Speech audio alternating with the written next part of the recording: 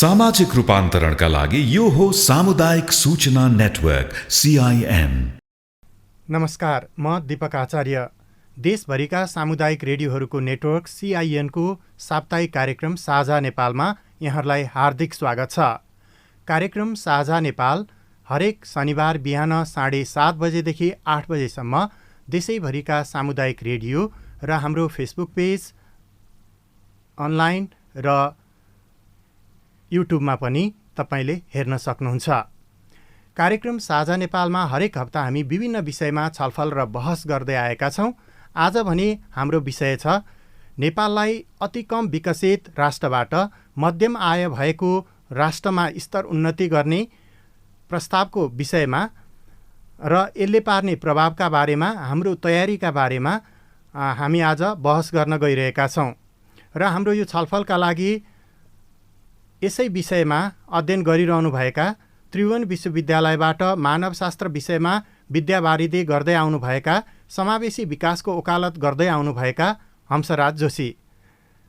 हंसजी, यहाँलाई स्वागत छ हाम्रो यो कार्यक्रममा। धन्यवाद दीपकजी। हजुर, हामी लामो समयदेखि पढ्दै आएका थियौँ हामी नेपाल एक अति कम विकसित राष्ट्र हो भनेर, र अब अहिले सरकारको प्रस्ताव अनुसार र सबै तयारी अनुसार 5 वर्षपछि हामी चाहिँ मध्यम आय भएको देशमा स्तर उन्नति हुने भन्ने किसिमले तयारी अगाडि बढेको छ, सरकारको घोषणा छ। र अब यो घोषणा पुरा हुने र त्यसको तयारी चाहिँ हामी साँच्चै नै मध्यम आय भएको देशमा स्तर उन्नति हुन लागेको हो? हाम्रो अवस्था कस्तो छ? हाम्रो आयको अवस्थादेखि हाम्रो गरिबीको अवस्था कस्तो छ? हजुर, धेरै धन्यवाद। यो छलफल सुरु गर्नुभन्दा अगाडि यो हामी अति कम विकसित राष्ट्र कसरी भएका थियौँ, कहिलेबाट त्यो यात्रा हाम्रो सुरु भयो र अहिले आएर 2021मा आएर अति कम विकसित राष्ट्रबाट मध्यम आय भएको देशमा परिणत गर्ने अवस्था कसरी सिर्जना भयो अथवा सरकारले त्यसलाई कसरी अगाडि बढाएर लिएर जान खोज्दैछ भन्ने विषयबाट म अलिकति यो विषय स्पष्ट पार्दै अगाडि बढ्न चाहन्छु। 1971तिर करिब 40 वर्ष अगाडि नेपाललाई अन्य धेरै मुलुकहरू सँगसँगै अफ्रिकाको र पूर्वी एसियाका धेरै मुलुकहरू सँगसँगै अति कम विकसित देशको सूचीमा राखिएको थियो। विभिन्न सूचकहरूका आधारमा भौतिक पूर्वाधार, स्वास्थ्यको अवस्था, शिक्षाको अवस्था, यी सम्पूर्ण कुराहरूलाई हेरेर संयुक्त राष्ट्रसँगको आफ्नै एक किसिमको संयन्त्र हुन्छ त्यो घोषणा गर्नको लागि। र अब अहिले 40 वर्ष पछाडि आएर 2015तिरबाट यो तयारी थालिएको थियो नेपाललाई अति कम विकसित राष्ट्रबाट मध्यम विकसित राष्ट्रमा घोषणा गर्नको लागि। तर 2015को भूकम्पले अलिकति त्यसलाई पछाडि धकेलिदियो। त्यस पछाडि फेरि 19-20तिर कोरोनाको कारणले पनि त्यो घोषणा गर्ने र त्यसको तयारी गर्ने कुरा चाहिँ अलिकति पछाडि धकेलियो।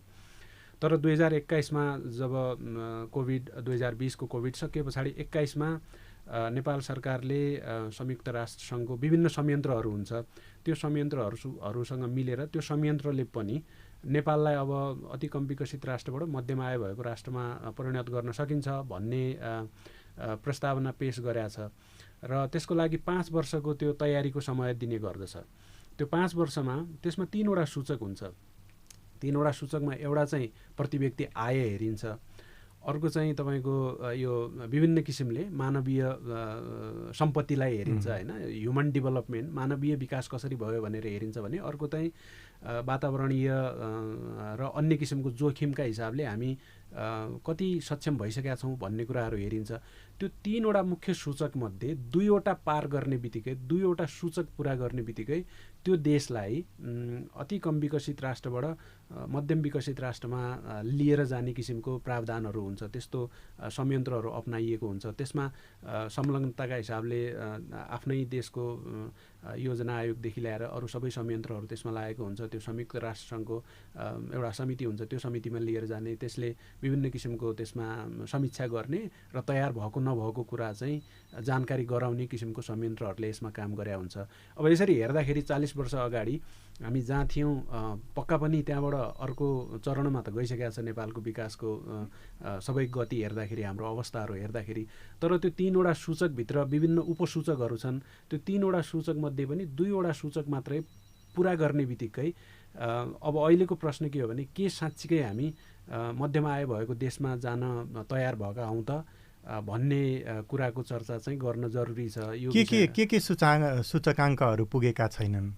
अब त्यसमा कुरा गर्दाखेरि जस्तो अब कहिलेकाहीँ चाहिँ के हुन्छ भने अहिले पनि तपाईँले मैले हामीहरूले दिनदिनै छापाहरूमा आउने अथवा समाचारका विभिन्न पोर्टलहरूमा आउने समाचारहरू हेऱ्यौँ भने स्वास्थ्यको अवस्था, शिक्षाको अवस्था लगायत नागरिकले पाउनुपर्ने आधारभूत जुन कुराहरू छन्, विशेष गरी ग्रामीण भेगमा रहेका नागरिकहरूले पाउनुपर्ने आधारभूत सेवाहरू जुन छन्, ती सेवाहरू अझै पनि सजिला भएका छैनन्। अझै पनि तिनको गुणस्तरीयता बढेको छैन। सङ्ख्यात्मक हिसाबले अलिकति केही वृद्धि भयो होला। जस्तो त्यसमा दुईवटा सूचक के छ भने 5 वर्ष मुनिको बाल मृत्युदर घटेर यहाँ पुगेको अथवा मातृ मृत्युदर घटेर यहाँ पुगेको भन्ने कुरा छ।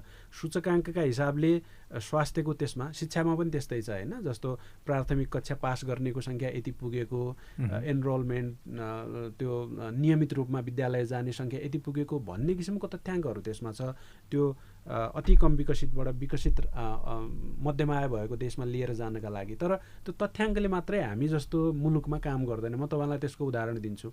राष्ट्रिय योजना आयोगले बहुआयामिक गरिबी विश्लेषण भनेर जुन प्रतिवेदन निकाल्ने गर्छ, त्यो प्रतिवेदनले के भन्छ भने नेपालको गरिबीको त्यो प्रकृति चाहिँ बहुआयामिक छ भन्ने गर्दछ।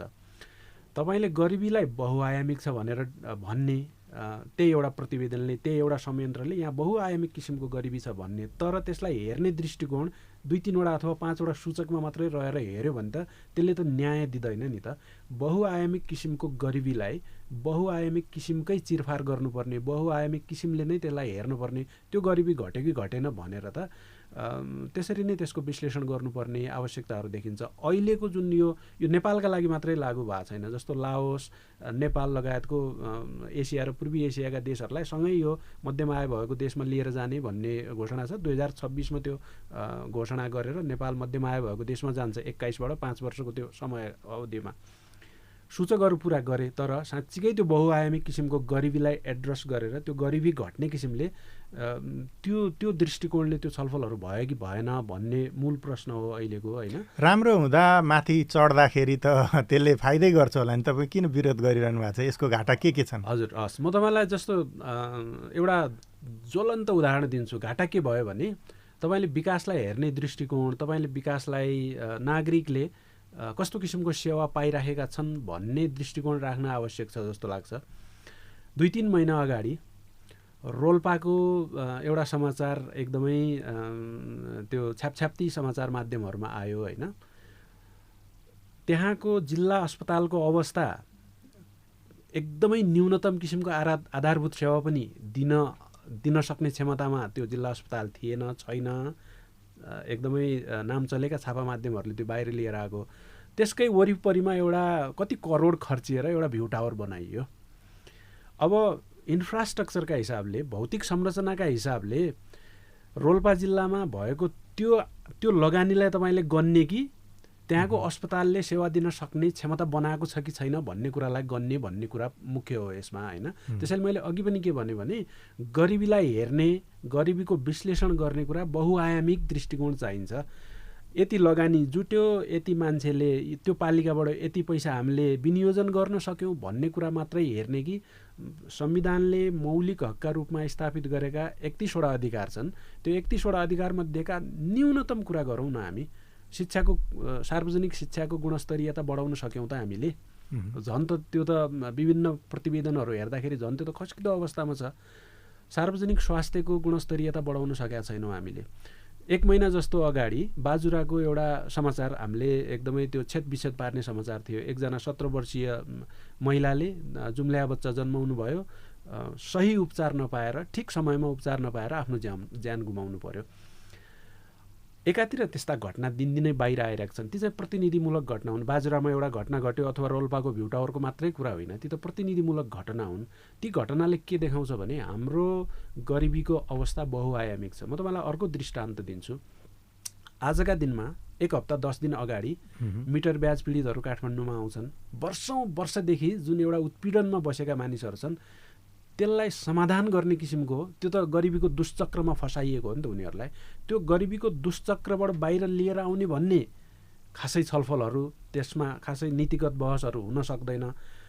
तर त्यो मिटर ब्याजमा जति पैसा लागेको छ त्यो पैसालाई क्यापिटल मानेर त्यसको आधारमा प्रति व्यक्ति आय बढ्यो अथवा देशको क्यापिटल बढ्यो भन्ने कुरामा क्याल्कुलेट गरेर हाम्रो गरिबी घट्दैछ भन्ने त्यो क्याल्कुलेसन चाहिँ अलिकति गलत दिशातिर जान्छ कि भन्ने हो। भनेपछि तथ्याङ्कमा देखाइन्छ तर हाम्रो गरिबी झन् जर्जर बन्दै गइरहेको छ, गरिब र धनी बीचको खाडल बढ्दो छ। त्यो नेपालको मात्रै होइन। जस्तो हामीले थुप्रै प्रतिवेदनहरू, थुप्रै त्यो अध्ययन गरिएका दस्तावेजहरू हेर्दाखेरि जस्तो भारतमै कुरा गर्छौँ नि हामीले होइन, भारतमा केही प्रतिशत मान्छेले त्यहाँको सम्पूर्ण त्यो अर्थतन्त्र ओगटेको छ। त्यो गरिबी र धनी बीचको खाडल झन्झन उसको इकोनोमी फस्टाउँदैछ होइन। अब त्यो आर्थिक उसको क्षमताका हिसाबले विश्वमै गने चुनेको मुलुकमा पर्दछ। तर त्यहाँभित्रको गरिबी र त्यो धनी बीचको खाडल हेर्ने हो भने सबैभन्दा गरिब पनि त्यही छ, सबैभन्दा धनी मानिसहरू पनि त्यही छ। हाम्रो अवस्था पनि ठ्याक्कै त्यस्तै हो। मैले अघि पनि गरेको कुरा के हो भने तपाईँले कति प्रतिशत कालोपत्री गर्नुभयो, कतिवटा भ्यू टावर बनाउनु भयो, अथवा कतिवटा यो टोलमा गेट राख्नेलाई पनि त इकोनोमीमा काउन्ट हुन्छ नि त। त्यो टोलमा गेट राखेर अथवा भ्यू टावर बनाएर अथवा यति किलोमिटर सडक खन्यौँ भनेर हामीले जसलाई पुस्तादेखि बहिष्करणमा परेको समुदाय भनेर चिन्ने गरेका छौँ, पश्चिमको हलिया, मुक्त कमलरी, मुक्त हलिया, मुक्त कमैया, तराई मधेसको डोम, चमार, मुसहर लगायतको समुदायमा केही तात्विक हामीले उनीहरूको जीवनस्तरको परिवर्तन लिएर आउन सक्यौँ त यो 20-30 वर्षमा। जब हामी अति कम विकसित राष्ट्रको रूपमा चिनिन्थ्यौँ र अहिले हामीले प्रजातन्त्रको अभ्यास गर्न थालेको पनि 25-30 वर्ष भयो, 10-15 वर्ष त हामीले अर्को नयाँ व्यवस्था अँगालेको भयो होइन। तसर्थ त्यो जुन गरिबीको रेखामुनि रहेको समुदाय छ, जसले दैनन्दिन आफ्ना समस्याहरू टार्नका लागि उसको नजिकै रहेको ठाउँबाट त्यो कुराहरू परिपूर्ति गर्न सकिरहेको छैन, उसको जीवनमा खासै परिवर्तन आउन सकेको छैन। कसको जीवनमा परिवर्तन आएको छ भने बिचौलिया बजारको जीवनमा परिवर्तन आएको छ, जसले शक्ति केन्द्रका वरिपरि रहेर शक्ति केन्द्रलाई विभिन्न तरिकाले प्रभाव पार्न सकेको छ। उसको जीवनमा केही बदलावहरू आएको छ। एउटा एकदमै त्यो कहिले सामाजिक सञ्जालतिर भनाइ आइरहेको छ नि, खेतमा देखिने किसान सरकार देख्दैन, सरकारसँग देखिने किसानले खेत देख्दैन भने जस्तो अवस्था छ नि त। हामीलाई चाहिएको त्यो खेतमा देखिने किसानको जीवनमा केही परिवर्तनहरू लिएर आउन सकेको सकेन भन्ने किसिमको गरिबीको विश्लेषण चाहिएको थियो। जो किसान सधैँभरि त्यो झोला बोक्दै विभिन्न शक्ति केन्द्रहरू धाउँदै विभिन्न किसिमको प्रभाव पार्दै विभिन्न किसिमको स्रोत लिएर आउँछ, उसका लागि त त्यो गरिबीले खासै अथवा उसका लागि कुनै पनि पछौटेपनले उसलाई त्यति धेरै गाह्रो गरेको छैन। ऊ त कुनै न कुनै हिसाबले शक्तिका वरिपरि नै छ जहिले पनि। जसले सरकारै चिन्दैन, सरकार देख्न सकेकै छैन, सरकार छ भन्ने अनुभूति गर्न सकेकै छैन, त्यो वर्गको गरिबी साँच्चीकै घटाउन सके भए चाहिँ हामी स्तरोन्नतिको कुरा ठिक छ भन्थ्यौँ होला होइन। त्यो चिज जिउँका त्यौँ देखिन्छ। मैले 2-3 उदाहरण त दिएँ, थप्न धेरैवटा उदाहरणहरू थप्न। हजुर, अलिकति अब हाम्रो श्रोताहरूले पनि बुझ्नु पर्यो कि तपाईँ डराइरहनु भएको छ, मध्यम आय भएको देशमा लानु हुँदैन भनिरहनु भएको छ। त्यो मध्यम आय भएको देशमा जाँदाखेरि चाहिँ के कुरा असर पर्छन्? दाताहरूले पैसा दिन छोड्छन् कि अथवा अहिले जे हामीले काम गरिरहेछौँ, जे सङ्घर्ष गरिरहेछौँ त्यस्ता कामहरू गर्न पाइँदैन कि? पहिलो शर्त के छ भने यो अति कम विकसितबाट मध्यम आय भएको देशमा लिएर जानलाई म तपाईँलाई एउटा अर्को कुराबाट सुरु गर्न चाहन्छु। पक्का पनि म तपाईँ र हामी आम नागरिकका लागि हामी अति कम विकसितबाट मध्यम आय भएको देशका नागरिकका रूपमा परिणत हुन पाउनु हाम्रा लागि गौरव अनुभूति हुने कुरा पक्का हो होइन। हामी जहिले पनि हामी किन गरिब देशको नागरिक भनेर भनिरहने भन्ने कुरा त पक्का हो। तर त्यसले पछि लिएर आउने परिणामहरू झन् घातक हुन्छन् कि भन्ने चिन्ता हो अहिलेका लागि। किन हामी समृद्ध भइसकेका छैनौँ र भन्ने प्रश्न होइन। समृद्ध हुन सबैलाई मन लाग्छ। हामी पनि समृद्ध देशको नागरिक भएर अरूले विभिन्न किसिमको हामीलाई लाञ्छना नलगाउन्, नहेपुन्, हाम्रो पासपोर्टलाई नै दोस्रो दर्जाको नागरिकका रूपमा नहेरियोस् भन्ने त सबैको चाहना हुन्छ नि। तर त्यति हुँदाहुँदै पनि यो घोषणाले भोलि हामीलाई कुनै तरिकाले अर्को किसिमको नकारात्मक असरहरू गर्छ कि भन्ने मात्रै चिन्ता हो यहाँ। त्यो छलफलहरू प्रशस्त हुन सकेका छैन।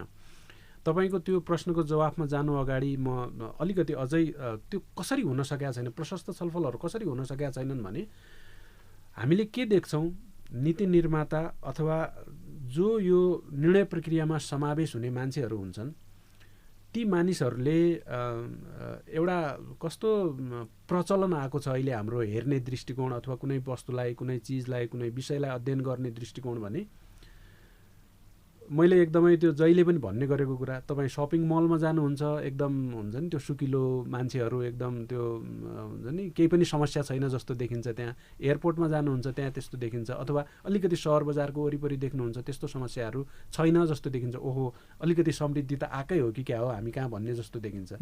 अर्को हामी के गर्छौँ भने एउटा अर्को गलत काम के भएको छ हामी कहाँ भने यो विभिन्न प्रलोभनमा परेर, अब त्यो कहिलेकाहीँ त्यसको सकारात्मक कुरा छ, कहिलेकाहीँ नकारात्मक पनि छ। 2021 को तथ्याङ्कले 60% बढी मानिस सहरमा बस्छन् भनेर देखायो।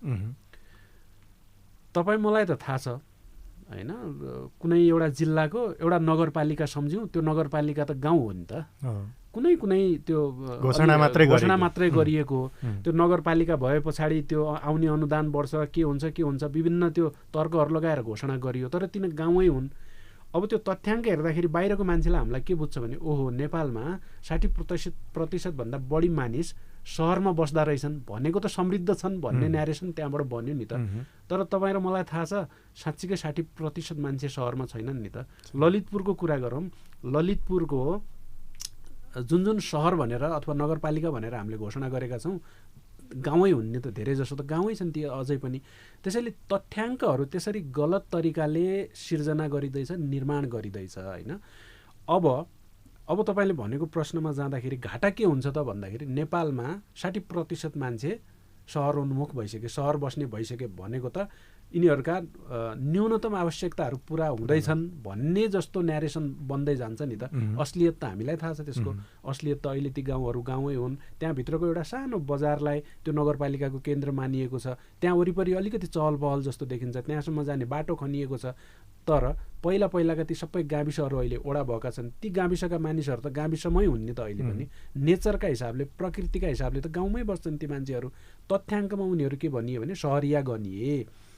त्यसैले त्यो यो घोषणा हुँदै गर्दाको एउटा न्यूनतम शर्त के छ भने 2026 नेपाल मध्यम आय भएको देशमा परिणत भयो भने नेपाललाई जति पनि वैदेशिक सहायताका रूपमा आउने आर्थिक स्रोत हुन्छ त्यो चाहिँ सबै बन्द हुन्छ। जस्तो संयुक्त अहिले नि त्यसले केही असर पार्या हो। अहिले जस्तो एनजिओको साथीहरू, गैर सरकारी संस्थाका साथीहरूलाई भेट्दाखेरि अब आर्थिक मन्दी एउटा कारण भन्नुहुन्छ होइन, विश्वको आर्थिक मन्दीका कारण भन्नुहुन्छ। तर पनि ती सहयोगी दाताहरूले चाहिँ प्राथमिकताबाट अलिकति नेपाललाई झिक्नुको कारण यो एउटा पनि हो। पक्का पनि म त्यसमा आउँछु। जस्तो के भने 2026 पछाडि जब घोषणा भइसक्छ, अहिले चाहिँ यो 2021 देखि 26 सम्मको लागि यो तयारीको चरण भनेर अहिले त्यसरी तयारी गरे हो। केही सूचकहरू पुरा गरे छैन भने त्यो सूचकहरू पुरा गर्ने र 26 मा घोषणा गर्ने भने हो। त्यसमा स्पष्टसँग एउटा बुँदा के लेखिएको छ भने 2026 मा अति कम विकसित राष्ट्र भएका हैसियतले हामीले जे सुविधाहरू पाउँथ्यौँ, संयुक्त राष्ट्र सङ्घ लगायतको जुन अरू त्यो विश्व बैंक लगायतको जुन ठाउँहरूबाट, जुन निकायहरूबाट नेपालले आर्थिक सहायता पाउँथ्यो, त्यो सहायता त्यो रूपमा आउँदैन, पहिलो कुरा। दोस्रो कुरा 21 मा घोषणा भए पछाडि तपाईँले अहिले भन्नुभएको जस्तै कति त हामीसँग उदाहरणहरू नै छन् नि त। नेपालमा भएका धेरै जसो यो विदेशी सङ्घ संस्थाहरू बिस्तारै यहाँबाट अलिकति अर्को ठाउँमा उनीहरूको प्राथमिकताहरू सिफ्ट गर्दै जाने। जस्तो तपाईँलाई म उदाहरण नै दिन्छु होइन, काठमाडौँमा भएका 1-2 वर्ष अगाडि काठमाडौँमा भएका राजदूतावासहरू होइन, विभिन्न देशबाट आउने वैदेशिक सहायताका परियोजनाहरू यहाँबाट अरू देशमा सिफ्ट गरेको त्यसको त्यो मुख्य कुरा यही नै हो कि अब नेपाल चाहिँ अति कम विकसितबाट मध्यम आय भएको देशमा जान थाल्यो भन्ने। अब यसो भन्दै गर्दा कहिलेकाहीँ प्रश्न के हुनसक्छ भने के हामीलाई सधैँ वैदेशिक सहायता नै चाहिने हो त भन्ने पनि प्रश्न हुनसक्छ। सधैँ चाहिने होइन, आवश्यकताका हिसाबले अहिले हामी त्यो आवश्यकतामा छौँ भन्ने हो। अहिले हामी, मैले अघि पनि कतिपय कुराहरू गरेँ होइन, न्यूनतम मानवाधिकारको र जुन मौलिक हकको कुरा गरिएको छ त्यो त्यसमा दुईवटा मात्रै उदाहरण लिउँ अहिलेलाई। 31वटा जुन मौलिक हकको कुरा गरिएको छ त्यसमा शिक्षा र स्वास्थ्यको मात्रै कुरा गर्दाखेरि पनि सबैभन्दा जर्जर भएको क्षेत्र त त्यही हो नि त होइन। सार्वजनिक शिक्षामाथिको हाम्रो विश्वास, आम नागरिकको विश्वास र त्यहाँभित्रको गुणस्तरको कुरा, त्यहाँभित्रको त्यो प्रभावकारिताको कुरा त जहिले पनि प्रश्न चिन्हको घेरामा रहिरहेको छ नि त। त्यसलाई यसमा अब निजी क्षेत्रको एउटा रणनीति जस्तो शिक्षाकै तपाईँले उदाहरण दिँदाखेरि शिक्षाको नीति निर्माण तहमा चाहिँ निजी स्कुलका व्यवसायी भनौँ न, शिक्षा व्यवसायीहरू पुग्ने जुन प्रतिस्पर्धा छ त्यसले त तपाईँले भनेको जस्तो भोलि हामीले व्यवस्था गर्दाखेरि पनि उनीहरूले त त्यो शिक्षा क्षेत्रमा आएको आफ्नै रणनीति बनाउँछन्, आफैलाई फाइदा हुने काम गर्छन् नि। अब सरकारी स्कुलहरू, सरकारी शिक्षालयहरू त झन् कमजोर हुँदै जान्छन्। त्यो कुरा हो। अब त्यसलाई चाहिँ कसरी हेर्न सकिएला भने त्यो राजनीतिक प्रकृतिको कुरा हो अलिकति होइन। त्यो राजनीतिक प्रकृतिको कुरालाई हामी जस्तो यो लोकतान्त्रिक व्यवस्था अपनाउँदै गर्दाखेरि हामीले कुनै पनि पद्धतिलाई, कुनै पनि त्यो नीतिगत पद्धतिहरूलाई निषेध गर्न कसैले पनि सक्दैन। त्यो निषेधात्मक कुरा कहिले पनि हुँदैन होइन। यो निजी क्षेत्रलाई निषेध गर्ने अथवा सार्वजनिक सेवालाई मात्रै सुदृढ गर्दै लिएर जाने भन्ने कुरा त्यो सँगसँगै जाने कुरा हुन्। त्यो सँगसँगै जाँदै गर्दाखेरि सरकारको प्राथमिकता जहिले पनि सार्वजनिक सेवा, सार्वजनिक सुविधालाई सबल बनाउँदै लिएर जाने हो। निजी क्षेत्रले आफ्नै तरिकाले, आफ्नै बलबुतामा रहेर उसले पनि प्रतिस्पर्धात्मक सेवा प्रवाह गर्दै जान्छ, उसको पनि अस्तित्व त्यहाँ रहिरहन्छ नै भन्ने हो। खासमा यो अति कम विकसितबाट मध्यम आय भएको देशमा लिएर जाँदाखेरि त्यसले यो निजी क्षेत्रलाई झन् बढावा दिन्छ कि अथवा भन्ने त्यो विश्लेषण अहिले नै नगरौँ होइन। त्यो विश्लेषण किन नगरौँ भने हामीले उठाएको मुद्दा चाहिँ तथ्याङ्कलाई नै आधार मान्ने हो भने 20% जनसङ्ख्या अहिले पनि गरिबीको रेखामुनि रहेको छ भन्ने छ करिब होइन। त्यो 20% जनसङ्ख्या, त्यो तथ्याङ्क त अब त्यो के भन्छ विभिन्न खोज अनुसन्धानहरूबाट आएको हो, मान्नै पर्यो त्यसलाई होइन। तर कहिलेकाहीँ त त्यसमा प्रश्न चिन्हहरू आफै उठ्ने गरेका छन् नि त, साँच्चीकै त्यति हो र होइन भन्ने किसिमको त्यसमा तर्कहरू आउने गरेका छन्। त्यसैले अहिले हामी चाहिँ त्यो मध्यम आय भएको राष्ट्रमा परिणत हुँदै गर्दाखेरि त्यो 20% समुदायका लागि जो गरिबीको रेखामुनि रहेको छ, जसले बहुआयामिक किसिमको गरिबी भोग्नु परेको छ, त्यसका लागि त्यो न्यायोचित हुँदैन कि भन्ने चाहिँ मूलभूत प्रश्न हो। अघि तपाईँले भन्नुभएको यसले घाटा के गर्छ भन्नेमा मैले एउटा त अघि पनि भने 2026 पछाडि न्यून आय भएका राष्ट्रले पाउनुपर्ने सुविधाहरू सबै यहाँबाट हट्दै जान्छन्। त्यस्तो बेलामा विपद आयो भने नि त्यो विपदमा आउने जस्तो हाम्रो भनौँ न कोभिडको बेलामा अथवा भूकम्पको बेलामा जति हामीले सहायता पायौँ नि, हजुर, त्यसमा नि असर पार्छ। त्यो चाहिँ यस्तो हुन्छ, त्यति बेला जस्तो अहिले टर्की लगायतको सिरियामा आएको भूकम्प जस्तो अथवा हामी कहाँ 2015मा आएको भूकम्प जस्तो त्यति बेलाका लागि चाहिँ छुट्टै प्रावधानहरूले काम गर्छ। राष्ट्रले सङ्कटकाल अथवा महामारी घोषणा गर्यो भने फेरि अन्तर्राष्ट्रिय निकाय त्यसमा सहयोगका लागि आउँछ, तर छोटो समयका लागि आउँछ। त्यसमा नि कति सक्षम छन् भनेर यसै इन्डिकेटरले हेर्ने होला। त्यो चाहिँ अब जस्तो 2015मा त हाम्रो अवस्था त अति कम विकसित राष्ट्र थियो। त्यति बेला सहयोग गर्न आउने निकाय र हामी त्यहाँबाट 26 पछाडिको अवस्थामा पक्का पनि फरक पर्छ। अहिले पनि तपाईँको जापानमा ठुल्ठुला भूकम्पका झट्काहरू हरेक महिना गइरहन्छन् होइन। पश्चिमा समृद्ध मुलुकहरूमा पनि गइरहन्छन्। त्यहाँ त त्यस्तो धेरै त्यो विदेशी सहायता गएर त्यहाँ सहयोग गर्यो भन्ने सुनिँदैन, किनभने उनीहरू आफ्नै सक्षम छन्, आफ्नै स्रोत साधनले त्यसलाई पुरा गर्न सक्छन् भन्ने छ। अब चाहिँ के गर्ने त? अब यो घोषणा गर्न हुँदैन भनेर हामीले पैरवी गर्ने सरकारलाई सचिव भन्ने कि अथवा कुरा भन्ने कि अब हाम्रो भनौँ न वकालत कता जाने? त्यसमा एउटा अर्को म उदाहरण थपेर तपाईँको प्रश्नमा जान्छु। जस्तो अर्को उदाहरण के छ भने यो कति चिज हामीले कतिवटा सुविधाहरू हामी जस्तो देशले, म तपाईँलाई त्यसको सानो मसिनो उदाहरण दिन्छु। जलवायुजन्य जोखिम हामी हाम्रा कारणले त्यो जोखिममा पर्या होइनौँ नि त। हामी जस्तो मुलुक अथवा तपाईँ बङ्गालको खाडी हेर्ने हो भने उनीहरू चाहिँ अरू ठुल्ठुला राष्ट्रहरूको कार्बन उत्सर्जनका कारणले हामी जस्ता सानसाना मुलुकहरूमा त्यसको हानि भएको हो। अब अहिलेको अवस्थामा जस्तो एकदमै यो धेरै ठुलो छलफलको विषय बनाए के हो भने अहिलेको अवस्थामा चाहिँ हामी जस्तो मुलुक जसका आफ्ना कारणले हामीले जलवायुजन्य जोखिम निम्ताएका होइनौँ, अरूका कारणले त्यो जलवायुजन्य जोखिम निम्तिएको हो। त्यसैले जसका कारणले जसले कार्बन उत्सर्जनमा ठुलो हिस्सा ओगटेको छ ती मुलुकहरूले हामी जस्ता मुलुकहरूलाई त्यसको क्षतिपूर्ति स्वरूप सहयोग गर्नुपर्छ हैन। त्यो जलवायुजन्य जोखिम कम गर्नका लागि उनीहरूले अहिले हामीलाई जति सहयोग दिन्छन् त्यो उनीहरूले हामीलाई तिरेको क्षतिपूर्ति हो अहिलेका लागि। उनीहरूले कार्बन उत्सर्जन गर्दैछन्, त्यसको क्षति हामीले बेहोर्दैछौँ, त्यो क्षति बापत उनीहरूले क्षतिपूर्ति दिँदैछन् हामीलाई। हाम्रो अवस्था अहिले हामी अति कम विकसित राष्ट्र भएको हैसियतले अब 26 पछाडि के हुन्छ भने त्यो क्षतिपूर्ति स्वरूप आउँदैन, त्यो लोनका रूपमा आउँछ। र अघि म तपाईँलाई भन्न खोज्दै थिएँ जति पनि त्यस पछाडि वैदेशिक सहायताका नाममा अहिले हामीले सहायताहरू पाउँछौँ त्यो हामीलाई सबै ऋणका नाममा आउँछ 2026 पछाडि।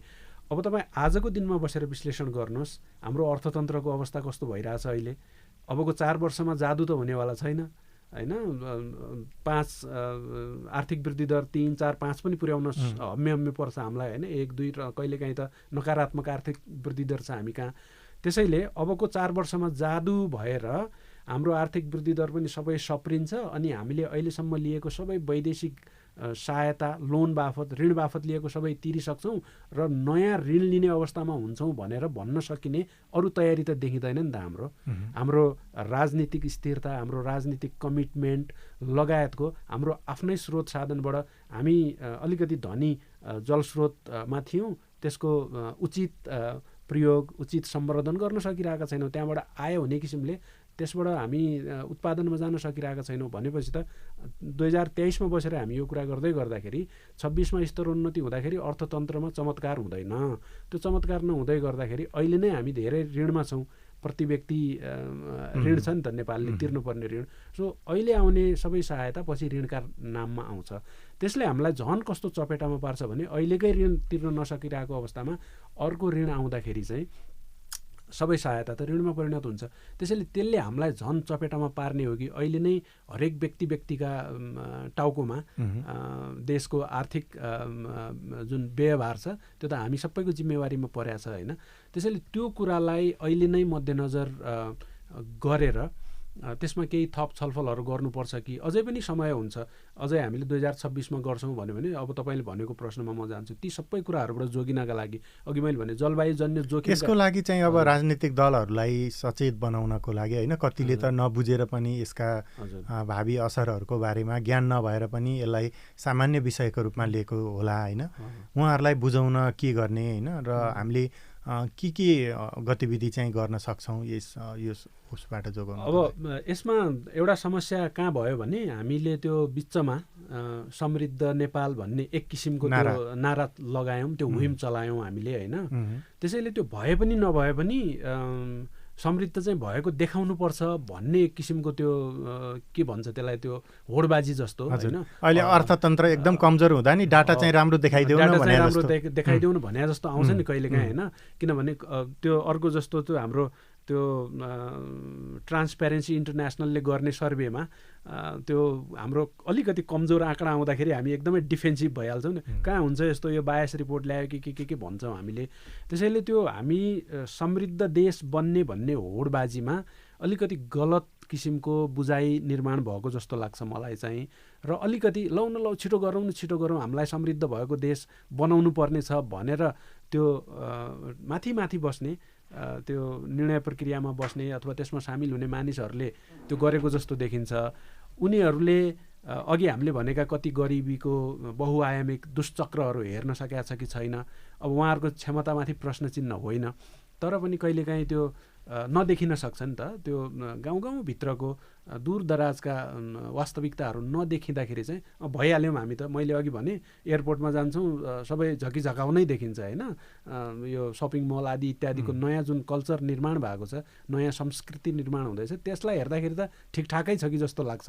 तर साँच्चीकै दूरदराजका कथाव्यथाहरू सुन्ने हो भने त त्यहाँभित्र त अझै त्यो जुन मानिसहरूमा विभिन्न किसिमको उत्पीडन छ त्यो कम हुन सकेको छैन। सो तसर्थ अब तपाईँले भन्नुभएको कुरामा चाहिँ सरकारले फेरि सोच्नुपर्ने हो कि 2026को सट्टा हामीलाई तयारी पुगेन, साँच्चीकै हामी अझै जस्तो अब प्राविधिक कुरा गरौँ यसमा 3वटा सूचक मध्ये 2वटा सूचक पुरा गर्यो भने हुन्छ भन्ने छ। होइन, हामी 3वटै सूचक पुरा गर्न चाहन्छौँ, अनि बल्ल हामी परिपक्व हुन्छौँ र हामी मध्यम आय भएको देशमा अनि बल्ल आफूलाई स्तरोन्नति गर्न चाहन्छौँ भनेर स्वीकार्नुमा केही घाटा छैन। हतार गरेर भोलि त्यसका नकारात्मक असरहरूसँग जुझ्नुभन्दा अहिले नै हामीले अझ छलफल गरौँ, तयारी गरौँ, अझ हाम्रो यसमा विभिन्न धारणाहरू बनाउनु पर्ने बाँकी रहेछ भनेर अर्को नेतृत्वले, नयाँ नेतृत्वले त्यो कामहरू गर्न सक्छ। र विशेष गरी यसमा कहिलेकाहीँ चाहिँ यो एकतर्फी विश्लेषण हुँदाखेरि कहिलेकाहीँ हामी तथ्याङ्कीय विश्लेषण गर्छौँ नि, यो तथ्याङ्क यहाँबाट यहाँ पुग्यो, यहाँबाट यहाँ पुग्यो भन्ने मात्रै विश्लेषणले त्यसलाई पुरा गर्न सक्दैन। कहिलेकाहीँ कथाहरू पनि हेर्नुपर्छ। भित्रका कथा हेर्दै गयो भने त्यहाँभित्र साँच्चीकै हामी तयार भएको छौँ कि भएको छैनौँ भन्ने त्यसले एउटा नयाँ तपाईँलाई दृष्टान्त दिन सक्छ जस्तो लाग्छ मलाई। हजुर, हस्, यहाँको अमूल्य समयको बावजुद पनि हाम्रो स्टुडियोमा आइदिनु भयो, हाम्रा प्रश्न जिज्ञासाको जवाफ दिनुभयो, त्यसका लागि यहाँलाई धेरै धेरै धन्यवाद। तपाईँहरूलाई पनि धन्यवाद। सामुदायिक सूचना नेटवर्क मार्फत यो विषयमा मसँग भएको केही तथ्याङ्कहरू र मेरो विचार प्रसारण गर्ने अवसर उपलब्ध गराउनु भयो, त्यसको लागि यहाँहरूलाई धेरै धन्यवाद। आदरणीय श्रोता, अबको 3 वर्षमा अर्थात् सन् 2026मा नेपाललाई अति कम विकसित राष्ट्रबाट मध्यम आय भएको देशमा स्तरोन्नति गरिँदैछ र यसले चाहिँ के असर पार्दछ त्यसको लागि हाम्रो तयारी पुरा भएको छ कि छैन, र अब यसमा चाहिँ सरकारले के गर्नुपर्छ, राजनीतिक दलहरूले के गर्नुपर्छ र वकालत गर्ने पक्षका व्यक्तिहरूले पनि के गर्नुपर्छ भन्ने बारेमा आज हामीले छलफल गऱ्यौँ। हाम्रो छलफलका लागि स्टुडियोमा हुनुहुन्थ्यो त्रिभुवन विश्वविद्यालयबाट मानवशास्त्र विषयमा विद्यावारिधि गर्नुभएका समावेशी विकासको वकालत गर्दै आउनुभएका हंसराज जोशी, यहाँलाई धन्यवाद दिँदै आजको कार्यक्रमबाट बिदा लिने समय भइसकेको छ। प्राविधिक कक्षबाट साथ दिनुहुने सुभाष पन्तलाई धन्यवाद दिँदै म दीपक आचार्य पनि अर्को साता यस्तै विषयमा अर्को बहस लिएर आउने प्रतिबद्धतासहित बिदा हुन्छु। नमस्कार।